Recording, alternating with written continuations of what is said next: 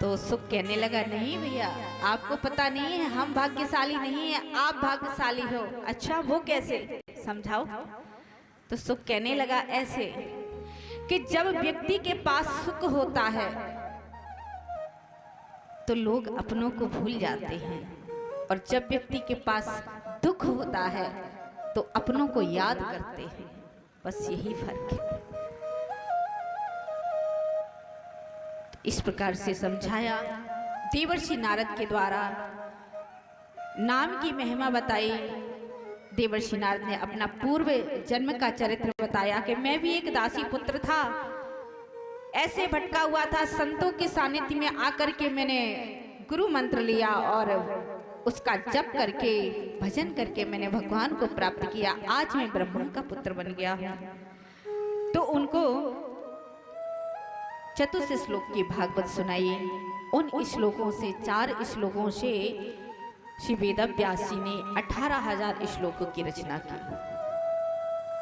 अब वेद व्यास सोचने लगे कि इस भागवत संहिता को प्रदान करने के लिए, कहते हैं कि सिंगनी का दूध हमेशा सोने के पात्र में ही रुकता है, और कोई अमूल वस्तु होती है तो उसको सुरक्षा के लिए, रखने के लिए, उठाने के लिए कोई योग्य व्यक्ति ही होना चाहिए।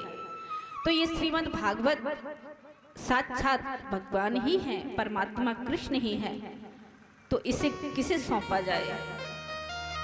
तो याद आया अपना बेटा सुखदेव, जो जन्म होते ही मां के गर्भ से निकलते ही जंगल की ओर चले जाते हैं। पिता ने बहुत रोकने का प्रयास किया, सुखदेव जी नहीं रुके। क्यों नहीं रुके? क्योंकि उन्होंने मां के गर्भ में ही भगवान की कथा को सुना है। उन्हें पता है कि यदि मैं संसार में रुकूंगा, घर में रुकूंगा, तो अभी माता पिता मुझे जिम्मेदारी दे देंगे घर की, खेती की, और ये कंपनियों की, ये संभालो, इसी में लग जाएंगे, भगवान का भजन नहीं कर पाएंगे। वो जो सुख, सच्चा सुख है, वो नहीं मिलेगा। अपना पूरा जीवन परिवार वालों को सुख देते देते व्यतीत हो जाता है, फिर भी परिवार वाले कभी सुखी नहीं होते। माता पिता पूरा जीवन लगा देते हैं, फिर भी अंत में बच्चे क्या कहते हैं, तुमने मेरे लिए क्या किया, है ना, क्या किया आपने मेरे लिए। अंत में बच्चों का यही सवाल होता है। तो इसलिए इनके जंजाल में फंसो ही मत। जैसे ही समझदार हो जाए, कहते हैं कि बस उनकी शिक्षा दीक्षा हो जाए, उसके बाद अपनी ढपली अपना राग, बस अब तुम रहो और हम जाते हैं। बुद्धिमान व्यक्ति ये करते ही हैं, पर कुछ लोगों की लालसा रहती है, अभी ब्याह करना है, फिर नाती आएगा, फिर पोता आएगा, मतलब उन्हीं में लगे रहते हैं, जबकि उससे कुछ होने वाला नहीं है। ये झूठा संसार है।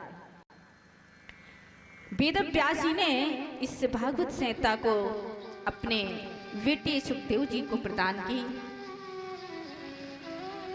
सूत जी कहते हैं, ये राजा परीक्षित कौन थे, हमें इनके बारे में बताओ। यदा मृदे कौरव संजयाना वीरेश्वतो वीर गतिम गतेषु। कहते हैं कि जब महाभारत का युद्ध हुआ कौरव और पांडवों में, उस समय दोनों पक्षों के जो वीर थे वो वीर गति को प्राप्त हुए।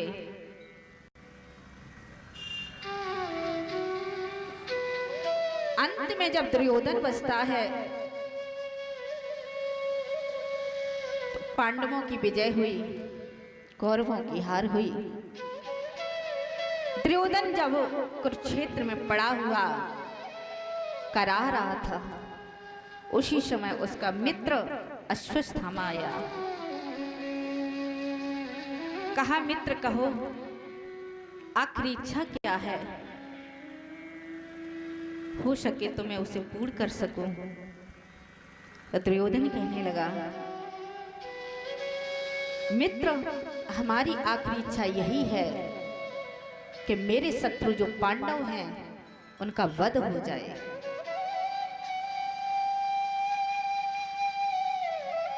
विचार करने लगा, उसी समय उसने अपने रक्त से दुर्योधन ने अश्वत्थामा के मस्तक पर तिलक कर दिया।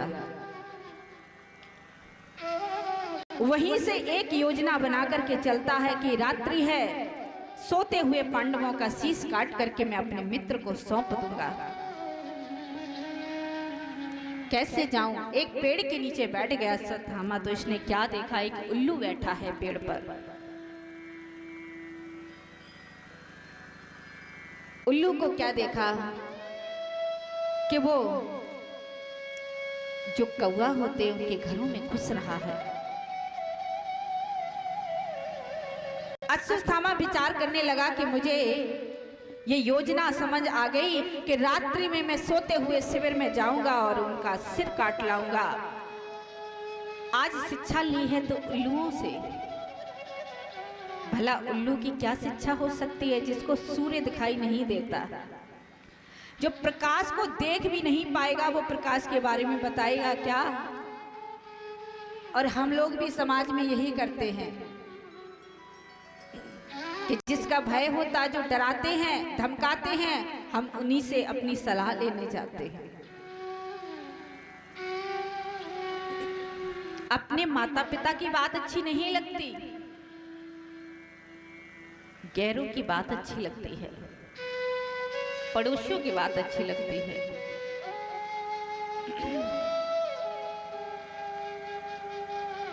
अश्वत्थामा गया। भगवान अंतर्यामी हैं, क्या नहीं जानते, सब जानते हैं। उन्होंने पांडवों को उठाया और अपने शिविर में ले जाते हैं। कहा तुम्हारी विजय हुई है, तुम्हें भजन करना चाहिए। पांचों पांडवों को उठा करके ले गए। इधर द्रौपदी के 5 पुत्र सो रहे हैं। अश्वत्थामा गया और पांचों का शीश काट करके दुर्योधन के पास गया। दुर्योधन को ये शाप था, ऐसा वरदान था कि जब खुशी और विषाद एक साथ होगा तो उसी समय तेरी मृत्यु हो जाएगी। तो ये खुश हो गया कि आज जिन पांडवों के कारण मैंने इतना बड़ा महाभारत युद्ध किया और हमारी हार हुई, आज वही पांडव मेरा मित्र एक क्षण में मार करके लाया। खुश हो गया। कहने लगा दुर्योधन, अरे मित्र, मुझे सबसे पहले मेरा शत्रु जो भीम है उसका सिर लाओ, मैं जरा उसको पास से देखना चाहता हूं। जब भीम का जो पुत्र था उसको दिया तो दुर्योधन रोने लगा, ये तुमने क्या किया? आज तो हमारे वंश का नाश ही कर दिया, क्योंकि ये पुत्रों से मेरा कोई वैर नहीं था, मुझे तो वैर उन पांडवों से था। तो बंधुओं, उसी समय दुर्योधन की मृत्यु हो जाती है। प्रातः काल होता है। इधर द्रौपदी ने देखा, मैया द्रौपदी ने देखा कि हमारे पांचों बालकों के शीश धड़ से अलग हैं। विलाप करने लगती हैं और धड़ाम से जमीन में गिर जाती हैं। भला कौन मैया नहीं होगी कि जिसके 5-5 बालक एक साथ मर जाएं, उसकी क्या हालत होगी। अगर किसी बच्चे को चोट भी लग जाती है तो मां अपना धैर्य खो देती है।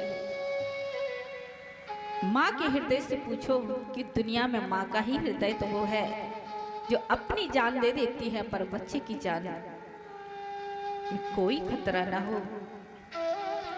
बिलाप खा करके द्रौपदी मैया धड़ाम से जब गिर जाती हैं, वहां पर जितने लोग हैं सब इकट्ठे हो जाते हैं। क्या हो गया? बारी बारी से पांचों पांडव बोलते हैं, ये किसने किया? अश्वत्थामा को मैं छोड़ूंगा नहीं। अर्जुन प्रतिज्ञा करते हैं, देवी जब तक मैं अश्वत्थामा को मार नहीं दूंगा मैं लौट के नहीं आऊंगा। यदि मार नहीं सका तो मैं अपने आत्म चिता में जड़ करके मैं आत्मदाह कर लूंगा।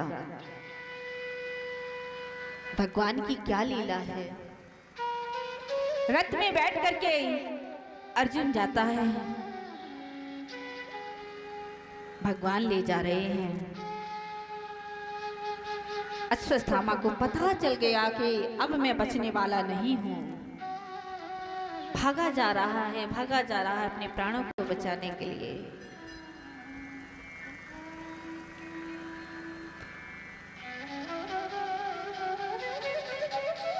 भगवान से कौन बच सकता है? अंत में क्या होता है, जब अश्वत्थामा के पास पहुंच जाते हैं अर्जुन, पकड़ना चाहा उसी समय उसने ब्रह्मास्त्र चलाया। अर्जुन घबराने लगे। भगवान ने कहा, अर्जुन ये ब्रह्मास्त्र है, ब्रह्मास्त्र को ब्रह्मास्त्र ही शांत कर सकता है।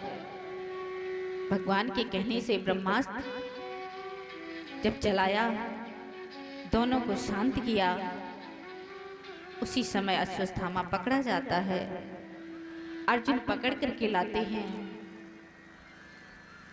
मैया द्रौपदी के पास आए और कहा कि अब इसका क्या करूं? इसको मैं मारता हूं। भीम पकड़ करके लाते हैं। मैया द्रौपदी के पास आए और कहा कि अब इसका क्या करूं? इसको मैं मारता हूं। भीम